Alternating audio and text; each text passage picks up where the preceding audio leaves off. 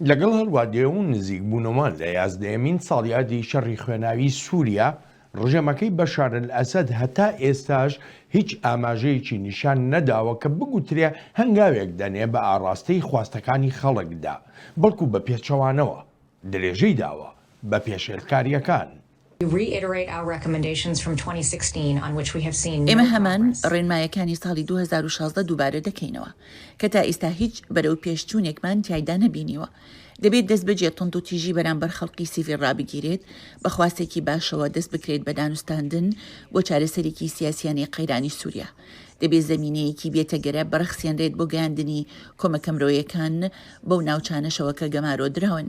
دەبێت پێشێلکاریەکان بەرامبەر زیندانیان ڕابگیرێن، ڕێگەش بدرێت بەبێ هیچ گرفتێک خزمەتگوزاری تەندروستی بۆ زیندانیەکان دابین بکرێت، هەموو ئەوانش ئازاد بکرێن کە ڕەشبگیر کراون و تا ئێستاش نەدراونەتە دادگا.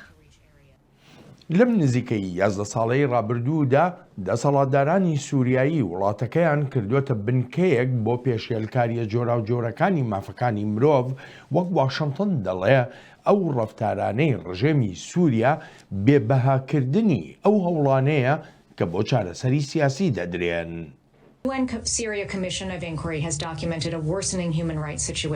کۆمیسیۆنی لێکۆڵینەوەی UN بە بەڵگەی خراپتربوونی ڕۆژی مافەکانی مرۆڤی لەلایە.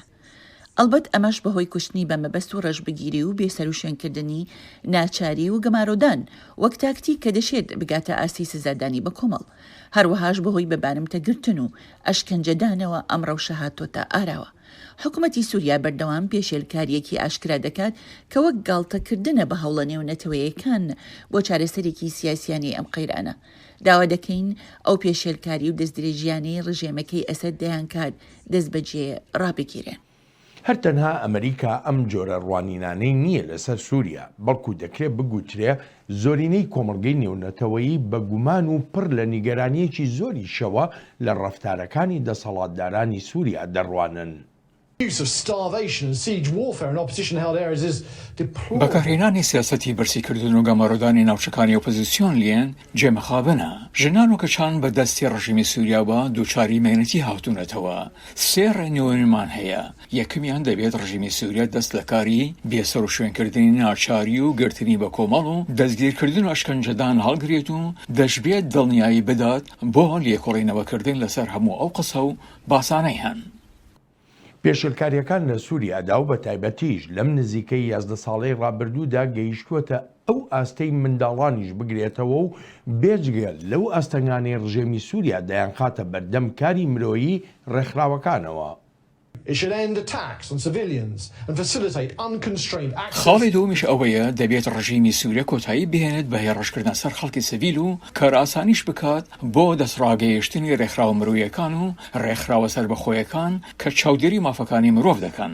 سێم دەبێت کردنی منداڵ بە سەرباز قەدەغە بکات و بە تاوانشی دابنێت و دەشبێت نێوەندی تەندروستی دەرونیش بۆ ئەو منداڵانە دابین بکرێت و یارمەتیش بدرێن تا بگەڕێنەوە ناو ژیانی ئاسایی خۆیان لە کۆمەڵگەدا.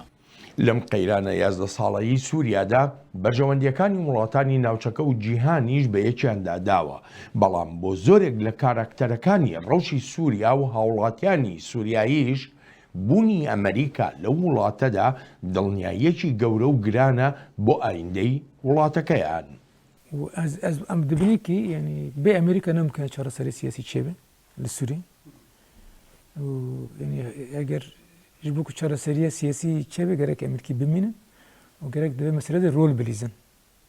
ئەم خەوسە نێرێمە ئەوە ینی ئەمریکی نەتەنە گەرەکش بۆ ناشەری دژ داعش ببن ئەوە مهمە ینی ببینن، ئەمە گەرەک ئیدی ئیجبانە کو چارەسەریە سیاسی بر چێبێ ئەو بکن ژبەر کو ینی بێ چارەسەری سیاسی نەمکنە داعش بقەدێ شەرتێک تەنهەیە کو داعش بقەدێ ئەوە گەر سووری چارەسەری سیاسی چێبێ شێ نەبێ داعش ناقەدێ.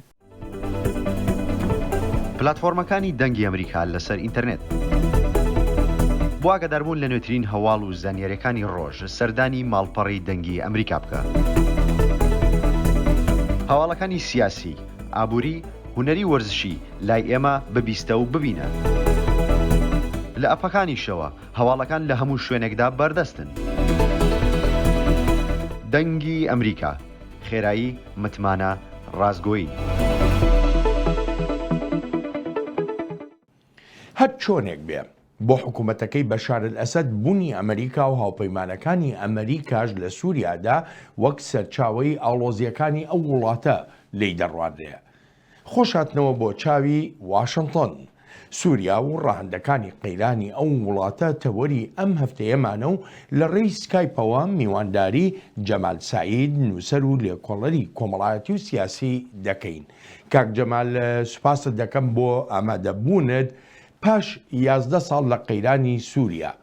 چ شتێک لە خەونی سووریاییەکان بۆ ئازادی و بۆ دیموکراسی گۆڕاوە؟ الحق هو أن السوريين قد بدأوا أو على الأقل بعضهم من أجل إقامة دولة مدنية ديمقراطية، ولكن الذي تغير هو لە ڕاستیدا سووریایەکان بەگشتی یان هەر هیچ نەبێت بەشێکیان دەستیان کردووە بەکارکردن بۆ دامەزراندنی دەوڵەتێکی دیموکراتی سیڤیلی، بەڵام ئەوەی کە گۆڕانی بەسەردا هاتووە ئەوەیە زۆرێک لە سووریایەکان هیوا بڕاو بوون لەوەی ڕوویداوە لە وڵاتەکەیاندا پاش ئەوەی میلیشیا چەکدارەکان توانیان دەست بگرن بەسەر ئاڕاستەکانی ڕووداوەکاندا لە ناو سووریادا. هەروەها توانیویشیانە ململانێ سەرێکیەکەش وەربچەرخێنن لە ململانیەوە لە پێناو دەوڵەتێکی سیڤیلی دیموکراتیدا کە مافی هاوڵاتی بوون بۆ هەموو هاوڵاتیەک دابین بکات بۆ جۆرە ململانەیەک لە نێوان تایەفەکان و نەتەوەکاندا گۆڕدرا بۆ ململانەیەک کە هێزی پاتاڵی تیادا دروست بوو، واتە ئەو هێزانەی کاری زۆر نەخوازراویان دەکرد لە ناو زۆرێک لە شارەکانی سووریادا. فعلت أو قامت بأفعال لا تصدق ضمن العديد من المدن السورية. کاک جەمال بەر لە 11 ساڵ کاتێککە بەهاری عەرەب لە سووریا دەستی پێکرد ئەم بەهارە جۆرێک بوو لە ڕاپەڕین، بەڵام دواتر وەرچەرخا بۆ شەڕی ناوخۆ. چ شتێک وەهای کرد ڕاپەڕینێک وەربچەرخێ بۆ شەڕی ناوخۆ؟ العامل الأول في الحقيقة هو وجود ميليشيات مسلحة، أي تسليح الانتفاضة ومحاولة خوض حرب. هۆکاری یەکەم لە ڕاستیدا بریتیە لە دروستبوونی میلیشیا چەکدارەکان، بەمانایەکی دیکە پڕچەکردنی ڕاپەڕین و هەوڵدان بۆ دروستکردنی شەڕ لە پەیوەندیش بە ڕژێمی سووریاوە. بەڕاستی شەڕ مەیدانی حکومەتە بۆ مانایی کاتێک شەڕی چەکداری ڕوودەدات بێگومان ڕژێم بەهێسترە و چەرخانی شۆڕش لە شۆڕشێکی ئاشتیانەوە بۆ شۆڕشێکی چەکداری یەکێک بووە لەو هۆکارانەی زیانی لە دۆسیەی سووریا داوە. هۆکارێکی دیکەش ئەو وەچەرخانەیە کە لە پرەنسیپەکانی ئازادی و شکۆدا هاتنە ئاراوە، هاوکات خۆپشاندان و گۆڕانیان بۆ شەریعە و یاسا و ڕێسای ئیسلامی کە دواتر بە شێوەیەکی بەرچاو جێی خۆی گرت و دەشتوانین بڵین ئەم گۆڕانکاریە لە پرینسیپەکاندا بووە مای ڕاکێشانی چەکداری زیاتر و لە ناو و لە دەرەوەی سووریا. هەروەها هەوڵدان بۆ بەکارهێنانی ململانێت تایفیەکان و نەتەوەیەکان ئەو جۆرە بابەتانە ئەمانە هەمیان بوونە فاکتەر بۆ دەرفەتی دروستبوونی شۆڕشی چەواشە یان بڵێن هێزی بەرامبەر تا ئاڕاستەی شۆڕشی سووریایەکان لە ڕێڕەوی خۆی لا بدات. بەڕاستی لە قۆناغی بەراییدا کەسایەتی گرنگی سووراییمان لە دەستداون جائیتر یان کوژراون یان زیندانی کراون. هەندێک لەوانە کەسایەتیەک بوون بە پێداگریەوە داوای شۆڕشی دیموکراتی و سیڤیلی و مافەکانی هاوڵاتی بوونیان دەکرد. داوای نەمانی جیاوازیان دەکرد لە نێوان هاوڵاتیانی سووریادا، لە نێوان کورد و عەرەبدا، لە نێوان تایەفە جیاوازەکاندا. هەبوو داوای دەوڵەتێکی دیموکراتی دەکرد کە تیایدا یەکسانی هەبێت بۆ هەموو هاوڵاتیان. لەوانە بۆ نمونە شەهید مشعل تەموو یان شێخ جەودەت سەعید، لەوانی تر کە لە یادمانن دکتۆر عەبدولعەزیز ئەلخەیر، ئەمانە یان دیار نەمان یان کۆچیان کرد یان کوژران. جائیتر ئەمە نمونەیەکە سووریا لەبری ئەوەی یەک ئاینی ئیسلامی بێت لەم 11 ساڵی ڕابردوودا ژمارەیەک ئاینی ئیسلامی بینیوە. زۆریش بەداخەوە ئەو لایەنە ئیسلامی لە هەمویان زیاتر توندڕەوە کۆنتڕۆڵی جموجۆڵەکانی کردووە لە هەندێک لە شارەکاندا و وەک دەشزانرێت دەستی گر بەسەر هەندێک ناوچەدا و ناوی لێنان ناوچە ئازادکراوەکان. بەڵام یەک شتی دروست کرد زیندان بوو. بۆ نمونە لە غۆتە، زەهران، ئەلوەش یان جێشول ئیسلام یەکەم شتێکی دروست کرد زیندانەکان بوون، یان 2 ساڵ دوای شۆڕش کەوتە ڕەفاندنی ئەو چالاکوانانەی داوای ئازادیەکان و مافەکانی مرۆڤیان دەکرد. جا ئەوانش دانیشتووی ناوچەی دوما بوون، لەوانە ڕەزوان زەیتونە و سەمیرە ئەلخەلیل و چالاکوانانی تریش. في الحقيقة كانوا دعاة حقوق إنسان وحرية وإلى آخره، وكانوا مستوطنين في منطقة دوما مثلا مثل رزان زيتونة وسميرة الخليل وصديقيهما. نعم.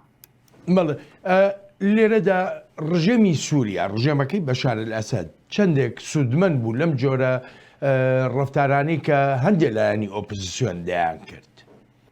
الحقيقة خدمت هذه الأطراف النظام كثيرا، إذ بدا وكأن المعارضة هي أسوأ من النظام.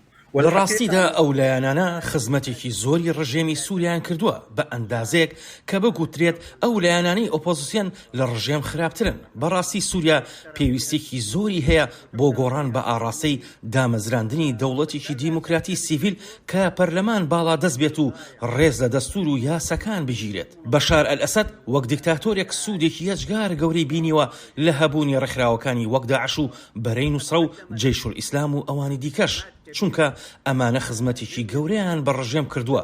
جا ئایا لە ڕێی دروستکردنی ڕەوشێکەوە بێت لە ناو و لە دەرەوەی سووریادا لەسەر ئەم قەیرانە بەردەوامی کۆمەڵگەدا؟ ئەم هێزانە بوونەتەمایی بێهیوابوونی گەری سووریا و لەبری ئەوەی گەری ئەم وڵاتە بەردەوام بێت لە شۆڕشەکەی لە پێناو ئازادی و دیموکراتیدا، بەڵام ئەوە تا دوای 11 ساڵ زۆرێک لە سووریایەکان لە ڕەوشێکی کارەساتاویدا دەژین و هەروەهاش بە هەموو مانایەک لە بێهودەییدا دەژین لە ناو سووریادا. زۆربەی سووریایەکان ملیشیا ئاینیەکان جا لەگەڵ ڕژێمدا بن یان ئەوانەی دژی ڕژێمی سووریاشن. مەبەستم لە زەینەبیەکان و فاتیمیەکان و حیزبوڵڵایە یان ملیشیا شیعەکان لە عێراقەوە چوونەتە نێو سووریا بۆ پاراستنی ڕژێمی وڵاتەکە. ئەوانش کە دژی ڕژێمن وەک داعش و نوسرە و جەیش الئیسلام و هەتا دوایی گەری سووریا ئەمانار هەمیان وەها دەبینێت کە خزمەتێکی زۆری ڕژێمیان کردووە و ئیتر یانشان بەشانی ڕژێم شەڕیان کردووە یانیش لە ڕێی دروستکردنی ئۆپۆزیسیۆنێکی پاتاڵی بێسەر و بەر و فاشیستەوە بۆ نمونە وەک داعش. معارضة همجية أو فاشية مثل داعش أو غيرها من الطرف الآخر. باشە لێرەیە بزانم ڕۆڵی وڵاتانی ناوچەکە بە تایبەتیش مەبەستم لە کۆماری ئیسلامی ئێران و هەروەها لە تورکیایە ئەمان چەندێک کاریگەر بوون بەسەر گۆڕانی ئامانجەکانی ئەو شۆڕشە یا ئەو ڕاپەڕینەی گەلانی سووریا. بأسف كان لهم دورا سلبيا كبيرا، دورا تخريبيا لهذه الثورة. بەداخەوە دەڵێم ڕۆڵێکی نەرێنی گەوریان هەبووە، ڕۆڵێکی تێکدەرانیان هەبووە. وەک هەموو لایەک دەزانن ئێران ملیشیاکانی وڵاتانی دراوسێ و تەنانەت ئەفغانستان و پاکستانیشی لەم قەیرانی سووریادا بەکارهێناوە تاشان بەشانی ڕژێم شەڕ بکەن. سەبارەت بە تورکیاش سنووری نێوان تورکیا و سووریا بەردەوام ڕاڕەوێکی پارێزراو بووە بۆ داعش و بۆ نوسرە و بۆ هەموو ئەو هێزە فاشیزمانەی ئاڵای ئیسلامیان هەڵکردووە. لە ڕاستیدا زۆرێک لە موسڵمانەکانی سووریا هیچ لەو هێزانە ناچن، بە تایبەتیش ئەوانەی دەڵێن ئاشتەوایی نێوان ئیسلام و هاوچەرخێتی بۆتە پێداویستیەک. لێرەدا مەبەستم لەو هێڵەیە کە لە شێخ عەلی عەبدوڕەزاق لە میسرەوە دەست پێ دەکات تا دەگاتە لای شێخ جەودەت سەعید لە سووریا. دەزانین ڕوانینەکانی کەواکیبی و ئەفغانی هەن و ئەمانە هەمیان بڕوایان بەو جۆرە ئاشتەوایی هەیە لە نێوان ئیسلام و هاوچەرخێتیدا و دامەزراندنی دەوڵەتێکی دیموکراتیانی ڕاستەقینە بە پێویست دەزانن. بەڵام بکەرەکانی ناو سووریا کە تورکیا و وڵاتانی دیکە وەک قەتەر و عەرەبستانی سعودیا پشتیوانیان لێ دەکەن ڕوویەکی دیکەی ئەو نازیست و فاشیزمەیە کە دوای شەڕی جیهانی دەرکەوت. ئەوەی بینیمان لە ڕەفتارە نەخوازراوەکانی داعش لە ڕەقە و لە هەموو ئەو ناوچانەی کە داعشی لێبوو جالە هەر کوێیەک بوو بێت بە پەردەیەکی ئاینی داپۆشرا بوو. هەمان ئەو ڕەفتارانە نوسرە و جەیش الئیسلامیش کردویانە کە ئەمەی دووهەمیان لە ساڵانی 2013 تا 2016 و 2017 جم و جۆڵێکی زۆری هەبوو. جا ئەم هێزانە کارێکیان کرد کە ئێمەی خەڵکی سووریا وەهای لێ بڕوانین ئەوەی ڕوودەدات کارەساتە و ئەوەی ڕوودەدات بژانەوەی هەموو ناماقوڵەکانە بریتێ لە پرۆسەی کوشتنی عەقڵ یان گرتنەبەری ڕێگەیەکی عەقلانی و نوێگەرا و دیموکراتی، واتە ئەو ڕێگە گرنگەی سووریایەکان دەستیان پێکرد لەسەر دەستی ئەوانە تێک دەشکێنرێت. با هەندێک نمونە بێنمەوە لەوانەی بەکاریان هێناوە و تەنانەت لە میدیاکانیشدا جارێکیان زەهران عەلوش بە بەرچاوی هەمووانە وتی دیموکراتی لە ژێر پێڵاوەکانیدایە. خۆ پێویست ناکات هیچ نمونەیەک لەسەر ئەوە بهێنینەوە کە داعش هیچ پەیوەندێکی بە نوێگەری و دیموکراتیەوە نییە. ئەو ڕێکخراوە لە ئێمەی سووریایی دەویست پێیەکانمان لە سەدەی 21دا بێت و سەریشمان لە سەدەی 7دا بێت. دەیەوێت لە ڕابردوودا بژین نەک لە ئایندەدا. ڕاستتر بڵێم دەیەوێت دەست بگرێت بەسەر ئایندەماندا و ئەویشی کرد. داعش دەستی کرد بە کوشتن و ڕفاندنی کەسایەتی هەرە باشەکانی سووریا. جا بۆیە بە کوردی و بە کورتی دەڵێم ڕۆڵی وڵاتانی ناوچەکە ڕۆڵێکی تێکدەرانە بووە، ڕۆڵێکیان هەبووە لە تێکشکاندنی خەون و هیوای سووریایەکاندا. لقد كان لها دورا في تحطيم آمال وأحلام السوريين. بەڵێ یەکێک لە ئاڵۆزیە هەرە گەورەکانی قەیرانی سووریا بریتیە لە تێرۆریزم. ژمارەیە لە ڕێکخراوە تێرۆریستیەکان چەندان ناوچەی ئەو وڵاتیان کردوتە مۆڵگای خۆیان. دوو سەرکردەی ڕێکخراوی تێرۆریستی داعش لە خاچی سووریادا و لە نزیک سنووری تورکیاوە کوژراون. داعش دەخوازێت هێز و بەرخۆیدا بهێنێتەوە، دەخوازێت بەردەوام هێرش و چەواشە و کاری تیرۆرستانە ئەنجام بدات. حاجی عەبدوڵڵا دەستێکی زۆری هەبووە لە هەوڵەکان بۆ سەر هەڵدانەوە و پەرەپێدانی توانایەکانی داعش. وەک زۆر جار گوتومانە داعش بەردەوام جێی مەترسیە بۆ ئاسایش نیشتیمانیمان و بۆ ژیانی خەڵکی بێتاوان. وەکو وەزیری بەرگریمان دەڵێت بەردەوام بەرەنگاریان دەبینەوە. کوژرانی دووەم سەرکردەی داعش دەشێ ببێتە پشێویەکی گەورە لە ناو ئەم ڕێکخراوە تێرۆریستیەدا. ئێستا داعش بێسەرکردەیە و ئەمەش گورزێکی گەورەیە. ئەمە شتێکە لەو بڕوایەدانین داعش بتوانێت بە خێرایی و بە ئاسانی تێیپەڕێنێت. داعش لەم ماوەی ڕابردوودا لە شاری حەسەکە هەوڵێکی شکست خواردوویدا بۆ ئازادکردنی دیلەکانی داعش، بەڵام وەک ئاماژەی پێدەکرێت ئەو هێرشە ڕەهەندی تریشی هەن. داعش خواست مەسەلە حەبسە حەسەکێدا تێکە بەوەی پێنگاوێکی نو مەرحەلەکی نو کۆبای ئەم هەنە و عسکەری ئەم کۆن ئێریش بکەن کوشتنە قەردەش ئەو کرد، یعنی ئەوی وەن شکێنند قووەتەوە مۆرال من خستن ئەوە ئاساسی ئەو بوو ئەوەی بۆندۆرە خۆ بکێ لێبەری ئەوە نەمانە خۆی داعش بیتر زعیب بقەدێنا شێگو سەنینە وش بەرکو داعش ئیدی نەوەکی بەرە مرکزیە لە مرکزی ئەساس دەگرێ، یعنی ڕولی خەلیفە نەوەکی بەرە ینی مەیدانیە. وەک سەرکردەی هێزەکانی سووریای دیموکرات باسی دەکا کە موکوڕیش هەبووە کە وای کردووە داعش و ڕێکخراوە تێرۆریستیەکانی تریش جم و جۆڵیان هەبێت. هۆلی مەدا ئەو کێمۆسی بوون وەنە کێمۆسی حەبسێ خۆشی هەبوو. ئەمە سەبەبێکشی ئەوە سەبەبێکی دووەمیشی نائێمەنە ئێ هێزێن ناودەوڵەتینە گەرەکە موێژی ببینن دەمەکە درێژ مەکری ڕۆژە بێ هەر کەسی ئەماش هەر کەسی وێتە حەبس نەسەغڵەمە بەرەدە جاران بێ حەبسە دەڕابوون چێ بوو داعش کرد دەستخۆن لێبەرێ دەردوێرێ مەگرت مەکۆنم بگرتە هەر کەس بێ مەسەلێ دەزانێ خۆ مەدرسەکەین دەندری مەدرساندا داعش هاتوو بگرتە نە حەبسە. هەر چۆنێک بێ لە دوای ئەو هەوڵە شکست خواردووەی داعشەوە هاوپەیمانەتی نێونەتەوەی جارێکی تر خولی ڕاهێنانی بۆ هێزە ئاسایشیەکانی بەڕێوەبەرایەتی خۆسەری کردوتەوە. نحن بدأنا التدريب دەستمان کردو بە مەشق و ڕاهێنان و ئەمەش یەکەم جار و دوهەمین جارێژ نییە ئەم مەشق و ڕاهێنانە لە نێو هێزەکانی سووریای دیموکرات و هاوپەیمانەتی نێونەتەوەیدا بکرێت. ئامانز لە مەشق و ڕاهێنانە تێکشکاندنی خەون و بەرنامەکانی داعش لە ناوچەکەدا و هەروەهاش تێکشکاندنی خەون و بەرنامەی هەموو ئەوانەشە کە دەیانەوێت دەست بگرن بەسەر ئەم ناوچەیەدا یان هێرشی بکەنە سەر.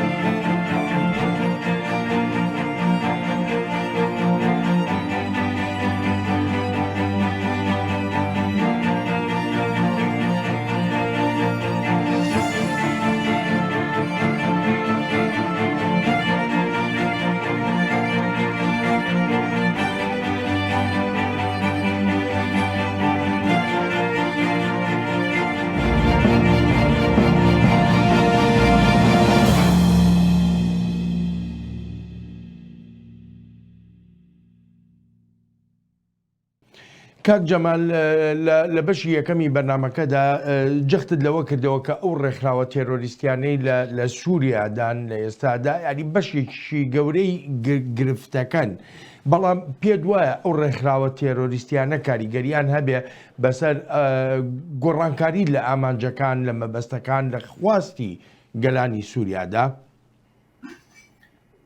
الحق غابت القوى السياسية الفاعلة في فترة حكم البعث. بەڕاستی هێزە سیاسیە کاریگەرەکان لە سەردەمی فەرمانڕەوایەتی پارتی بەعزدا بۆ سەروەختێکی درێژ بوونیان نەبوو. هەر بۆیە لە سەرەتادا ژمارەیەک ئاراستە دەبینی و لە هەمووشیان گرنگتر بەڕای من ئاراستەی دەوڵەتێکی دیموکراتی سیڤیلی بوو وەک پێشتر باسم کرد. بەڵام دواتر کاتێک ئەو هێزە ئیسلامی دەرکەوت یان سەری هەڵدا و داوای دامەزراندنی دەوڵەتی خلافەتی دەکرد، بە هیچ شێوەیەک گومانم لەلا نەما کە ئەمە کاریگەری کردە سەر سووریاییەکان. هەمووان دەزانین زۆربەی سووریایەکان و بە تایبەتیش موسڵمانەکان ئەم جۆرە توندڕەوی و تیرۆرەیان ناوێت. بە هەمان شێوە تایەفەکانی تریش نانەوێت تەنانەت ئەگەر لە خانەی توندڕەوی ئاینیشدا بن. پێم وانییە کریسیانێک یان عەلەویەک یان دروزیەک بخوازێت بەدەستی هێزێکی نوێی فاشیست یان هێزێکی تیرۆریستی ئیسلامی بکوژێت، بۆ نمونە بەدەستی داعش. جا لە پاش دەرکەوتنی ئەم هێزانە کەوتوینەتە ژێر فەرمانڕەوایەتی لوولەی تفەنگەکانەوە. شۆڕش و ڕێبازی شۆڕش لە دەستی ڕۆشنبیران و دەستەبژێری سووریاییەکاندا نەماوە، کەوتوونەتە ژێر فەرمانڕەوایەتی ئەوانەی خاوەنی چەک و تفەنگن. ئەوانە ئەو شتەی خۆیان دەیخوازن دەیسەپێنن. ئەمە بۆ من شتێکی ترسناک و تۆقێنەر و خەمبارە، چونکە بۆ نمونە کەسێکی وەک موحسینی لە حەلەب کە یەکێکە لە سەرکردەکان و هاندەرە و پاڵ بە خەڵکەوە دەنێت تا خۆیان بتەقێنەوە و پێیان دەڵێت ئێوە دەچن بۆ دیداری حۆریەکان، ئەمانە وەهایان نەکردووە دیکتاتۆرە بەدەکەی ڕژێمی وڵاتەکەمان بیر بچێتەوە. أننا نسينا الدكتاتورية الفظيعة التي يمارسها النظام. جابا لێرە ئەگەر یارمەتیم بێ من یەک پرسیارە لێ بکەم. نەمانی تێرۆریزم لە سووریادا وها دەکا ڕەوشەکە بەو شێوەیە بگۆڕێت کە خەڵک داوای دەکەن؟ أنا آمل ذلك. من جهتي أعتقد أن ما حدث خلال السنوات ال11 الماضية فضح. من هیوادارم لە لای خۆمەوە لەو بڕوایەدام ئەوەی لە 11 ساڵی ڕابردوودا ڕوویداوە پەردەی هەڵماڵی لەسەر ئەو ڕۆڵەی هەندێک لە هێزە ئیسلامیەکان دەیانەوێت و ئاشکرایان کردن. هەندێک لەو لایەنانە تا ئەندازەیەکی زۆر لاواز بوون وەک جەیشول ئیسلام. بە هەمان شێوە هێزەکانی تریشان کە بڕواوە هایە شانی نووسیان هەیە بە تایبەتی لە باکووری سووریادا. من خۆم لەو باوەڕدام بە دوواداچوون لەسەر هەنگاوە ئاشتەواییەکان بۆ پێکهێنانی دەوڵەتێکی دیموکراتی و هەوڵدان بۆ گردبوونەوەیەکی دیکە ئەوە دەشێت زۆر بەسوود بێت بۆ گەیشتن بە هەندێک لە ئامانجی سووریاییەکان. با بڵین کە ئێستاکە کەوتوینێتە ڕەوشێکەوە لە هەموو ڕێکەوە خراپە و جێیبەزەییە. تا ئێستا زۆرێک لە سووریایەکان پێویستیان بە خواردنە. ئەمە لایەنێکی کارە ساتاویە. ئایا پاش وشکردنی سەرچاوەکانی تیرۆر نەک هەر شکستێنان بە تیرۆر بەڵکو وشکردنی سەرچاوەکانی ئایا سووریایەکان دەکەونە دیالۆگێکی ڕژدەوە بۆ پێکهێنانی دەوڵەتی هاوڵاتی؟ ئەمە شتێکە هەموو هیوای بۆ دەخوازین، خەونی پێوە دەبینین. من بۆ خۆم خەونمە دەستورێک لە سووریا ببینم کە دەرفەت بدات بە یەک بەیەکی سووریایەکان بەبێ گوێدانە ئەوەی سەربەتش ئاینێک یان نەتەوەیەکە تا ببێتە سەرۆک کۆمار. تا هیچ هاوڵاتێک لە سووریادا پلە دوو نەبێت، دەرفەت بە ژنان بدرێت. بەڕاستی بڵێم من هیوامە بەر لەوەی بمرم ژنێکی کریسیان ببینم فەرمانڕەوایی سووریا بکات. ئێستا ژنان مافیان نییە بۆ فەرمانڕەوایەتی وڵات.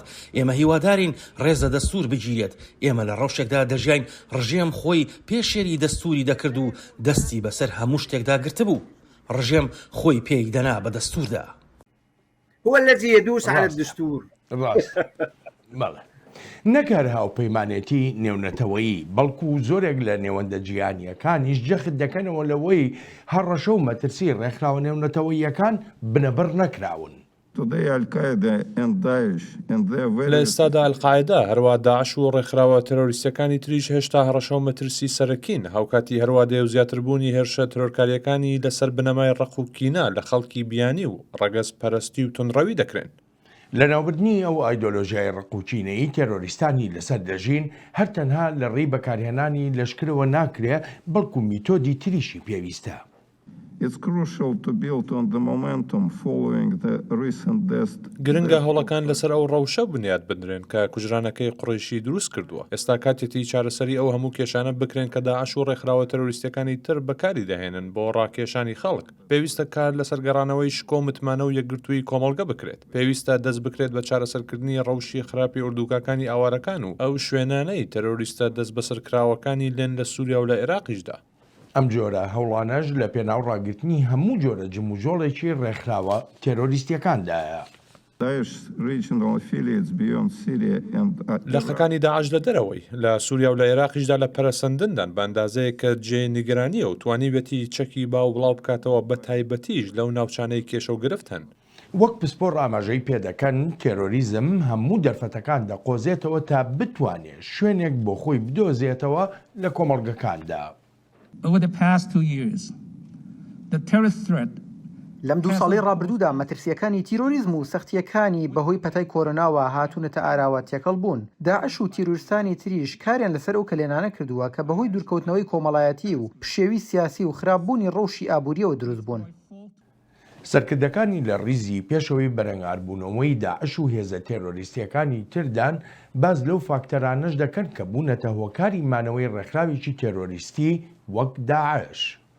فاکتور هەنە يعني عوامل هەنە ku دلیل داعش داوام بکە و حرتم خطر به آنها یەکەم يعني پسکرێکی داعش تەمویل فینانسمان نینە يعني داعش پارە دەبینێ شحال دەبینێ خۆ دەکە پێ ئەو دەکە و دووەم داعش پسکرێکی خۆ و ئیسانە کامپێ ئیسانە پەروەردە بکە تەجنید بکە و پەروەردە بکە ئەو جنینە جێ خۆ هەنە جێ و ئیسانە پەروەردە دەکە جەنە سێمیجی هین حادنێکی خۆی شعبی حادنێکی خۆ هەیە حادنێکی خۆی شعبی هەیە وەکی کۆمپی هۆلێ جێدیتر حەمیدەری هەنە و فکری داعش هەیە هین داعش وەکی فکر وەکی ایدئولۆژی هینێ خۆرتە و یەک و دوپارێزین هەیە.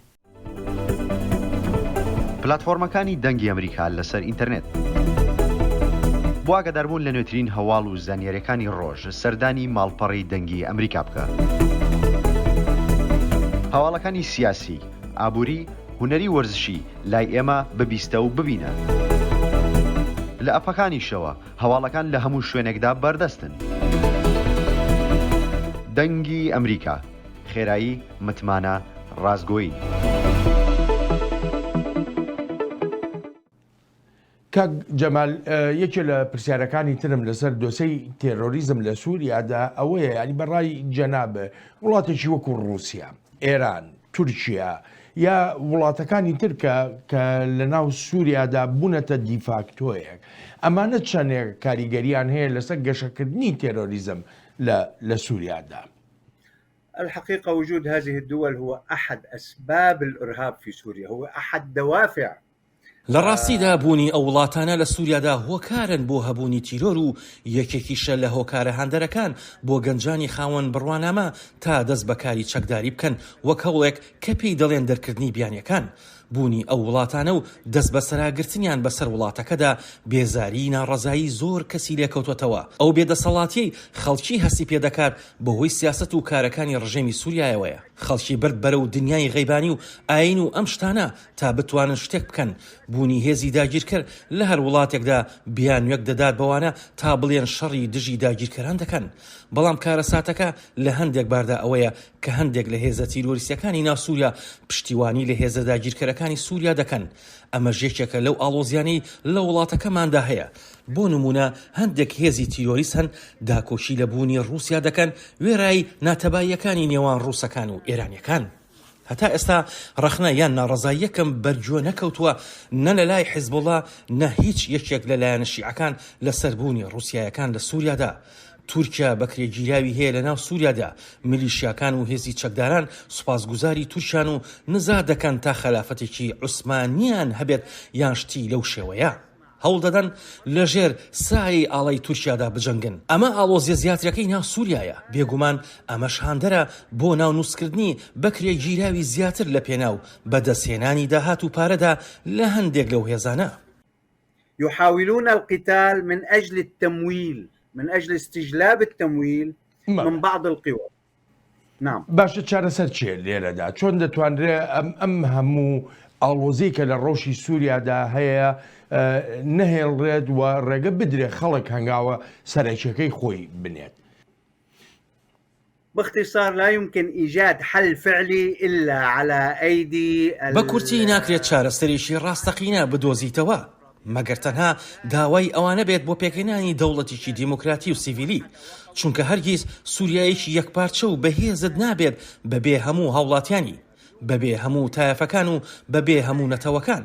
ئەمە ژیانی تەنها هێزە نیشتیمانی دیموکراتەکان دەتوانن ڕێبەرایەتی کۆمەڵگە بکەن بە ئاڕاستەی دۆزینەوەی چارەسەردا. بەڵام من هیچ چارەسەرێک نابینم لە ئاسۆیشی نزیکدا و ڕەوشەکەش زۆر ئاڵۆزە. وەرێ هیوادارم بگەینە ئەو چارەسەریە. نووسین یان داڕشتنی دەستورێکی نوێ بۆ سووریا وەک بەشێک دەبینرێ لەو هەوڵەی نەتەوە یەکگرتوەکان دەیدا بۆ چارەسەرکردنیەکی ئاشتیانەی قەیرانی سووریا. تا ئێستا 6 دانیشتن کراوە بۆ نووسینەوەی دەستوری نوێی وڵاتەکە، بەڵام هیچیان ئەنجامێکی ئەوتۆیان نەبووە.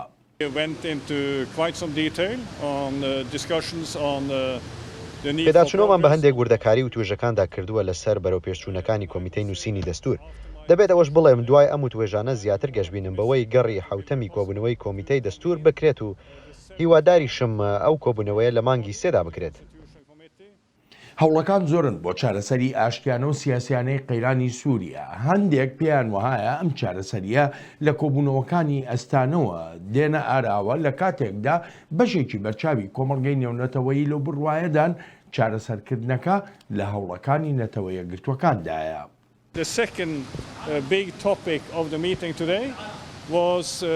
دووەم بابەتی گرنگی کۆبوونەوەکەمان لەسەر ئەم راپۆرتانەم بوون کە لە ژنێف کردومن سەبارەت بە هەنگاو لە بەرامبەر هەنگاودا. بیرۆکەی پشت ئەم بابەتەم بۆ وەزیری دەرەوەی سووریا ڕابەکرد. ئەم بیرۆکەیەشم لەگەڵ ڕووسەکان و ئەوروپیەکان و ئەمریکا و لایەنی تریشدا باز کردووە. بە باشیشی دەزانم لەگەڵ حکوومەتی سووریا و هەروەها لایەنەکانی ئۆپۆزیسیۆنیشدا باز بکەم. هەندێک لە شیکەرەوە لەو بڕواایەدان چارەسەری سیاسیانەی قەیرانی سووریا لە ناو سووریا خۆیدایە، بەڵام بۆ نمونە کورد لە سووریا ڕاستەوخۆ بێ ناڕاستەوخۆ دەڵێن پێویستە حکوومەتی سووریا وەک هەنگاوی یەکەم بۆ دروستکردنی متمانە بە دیفاکتۆکانی ناو وڵاتەکە قایل بێت و پەسەندیشیان بکە. دەخوازن چارەسەری بە ڕێژیمە سووریە بکەن. خواستەکەم تەوەسلی مەژی جۆرجەرم وەرە چێت بێ تەوەسلی مە بۆڕە هەیە لێبەلی هین ئەوە نەدوە نقطەیەک و چارەسەری قبول بکەن. ڕێژیمە سووری هین دخوازێ بەگەری بەری 2011 بەری حداسان ئەبژی نەممکنە مستحیلە ئەمە بخوازەوە بدن پامکردنکی نەممکنە بەگەرن وەکی 2011 گەرەک ڕوشێکونەوە هەیت بە دەرکێ قبول بکەن. ئەس بۆردکم گەرەک چاوە مشتەما دۆلی گەرەک ئالیکار بێت بکو ڕێژیمە سووری کۆنە بێن ئیدی فام بکێکی گەرەک گوری ڕوشانەها هەرێ چارەسەرێک نەبەگەرەوەکی بەرە. خەڵکی لە سووریادا داوا دەکانن ئەم خوێن ڕشتن و کوشت و کوشتارە کۆتاییان پێ بهێنرێت. وڵاتێکمان دەوێت ئەم نیشتیمانە خۆشەویست و سەروەرە بپارێزێت. ئایا شەرم نییە ئەو هەموو خەڵکە بکوژرێن؟ کێ بەرپرسیارەتی کوژرانی ئەو هەموو منداڵە لە ئەستۆ دەگرێت؟ دەبێت وڵاتێکمان هەبێت کە داکۆکیمان لێ بکات. داوا لە کێ بکەین؟ سەری خۆمان بۆ کوێ هەڵگرین؟ نوێترین هەواڵ و زانیاری خێرایی و متمانە لە فەیسبووکی دەنگی ئەمریکا. کاک جەمال بەڕای جەنابە دەڕشتنی دەستور لە سووریادا ئەو هەوڵەی کە نەتەوە یەکگرتوەکانەیدا چ شتێک لە ڕەوشی سووریا ئاگۆڕێ؟ الدستور بحد ذاته يبقى حبرا على ورق ما لم يكن هناك قوة تحميه. دەستور وەک مەرەکەبی سەرکاخەزە ئەگەر بێت و هێزێک لە ئارادا نەبێت تا بیپارێزێت، ئەگەر بێت و دەستورێکی ڕێزەگیراو نەبێت، ئەگەر نەکەوێتە بواری جێبەجێکردنەوە. بەڕاستی ئێمە هەر پێویستمان بە پاراستن و ڕێزگرتنی دەستور نییە، بەڵکو پێویستمان بە سەرنجدانە لە کۆمەڵێک خاڵ. یەکەم ڕێزگرتن لە تەواوی پێکاتەکانی گەلی سووریایە. وەک پێشتریش ئاماژەم پێکرد نابێت هاوڵاتی پلە دوو لە سووریادا هەبێت جا بە هەر هۆکارێک بێت با بڕوای ئاینی سەرۆکی کۆمار ئاینێکی دیاریکراو نەبێت، ینی بڕوای ئاینی سەرۆکی کۆمار دەستنیشان نەکرێت. خاڵی دووهەم ئەوەیە کە پێویستە دەستور یارمەتی دەربێت بۆ ژیانێکی هاوچەرخانە. بەپێی ئەم چرخەی تایدا دەژین لەگەڵ گەشەکردنەکانی زانستی یاسا و کۆمەڵایەتی و هەتا دوایی ینی پێویستە ڕەوایی دەستور لە زانستی نوێوە بێت. لە پێداویستەکانی گەلی سووریاوە بێت و ئەمانش ئێجگار پێویستن. دەبێت ئەو قۆناغا تێپەڕێنرێت کە دەستور لەسەر بنچینی ئەو شتانە نووسراون کە بەڕای من نەماون. بۆ نمونە نابێت دەستوری نوێی سووریا و یاسانیەکانی سووریا هەر لەسەر بنچینەی شەریعەتی ئیسلامی دابڕێژرێت، بەڵکو پێویستە لەسەر بنچینەی پێداویستەکانی گەلی سووریا دابنرێت. بەم ڕێگایە دەرفەتمان دەدرێتێ بچینە ناو چەرخی نوێوە، زەمینەمان بۆ دەڕەخسێت تا ببینە بەشێک لەو چەرخەی تایدا دەژین. خاڵی سێمیش لە هیچ دەستورێکدا نابێت حیزبی سەرکردە بۆ دەوڵەت و کۆمەڵگە هەبێت، جا ئەو حیزبە هەرچیەک بێت. دەستور مافەکان بۆ هەموو حیزب و هێزە سیاسیەکان دەستنیشان دەکات. کاتێک لە سووریا دەستگیر کرام، دەستور مافی ئازادی ڕادەربڕینی پێدا بووم، بەڵام تەنها مەرەکەبێک بوو لەسەر کاغەز و هیچی تر. هەر بۆیە دەستورێکی هاوچەرخمان دەوێت و هەروەهاش هێزێک دەستور بپارێزێت. ولهذا نريد دستور عصري وقوة تحمي الدستور. نحتاج إلى بەڵێ ئەگەر یارمەتیم بی بەهۆی قەیرانی سووریاوە بە ملیۆنان خەڵکی ئەو وڵاتە ئاوارەی ناوخۆ و دەرەوەی وڵاتەکەش بوون. خەڵک لە ئەستێکی زۆری بێزاری و ناڕەزایەتیدا دەژین، بە قەیرانی ئابووری و داراییش زۆر بە قورسی تەنگی پیاڵچنیون. شعری دۆر ئەبچی دۆر مزایجە دۆرە طلع هەندێک جار دەگریم، هەندێک جارە تووڕە و بێزار دەبم، هەندێک جار بیر دەکەمەوە سەری خۆم هەڵگرم ئەگەر وهاش بکەمەی چۆن دەژین. اليوم ما فينا ننكر انه كل بيت صار بحاجه فعلا لنقطه دعم. ئێمە ناتوانین نکۆڵی لەوە بکەین کە هەموو ماڵێک پێویستیان بە یارمەتی هەیە. تەنانەت فەرمانبەرانی حکوومەت ئەو خەڵکانشکەوە ئاستی داهاتیان مام ناوەندێ پێویستیان بە یارمەتی هەیە. جا خواردەمەنی بێت یان سوتەمەنی یان هەر شتێکی تر کە بەرگرانی ئەو قەیرانی تێدا دەژین سوک بکات. بال2013 أريح من هلا بالمعيشة. لە ساڵی 2013دا ژیان زۆر ئاسوودەتر بوو وەک لە ئێستا. ئێستا دەنوویت و سبەی لە خەو هەڵدەستی دەبینیت نرخی هەموو شتێک گرانتر بووە.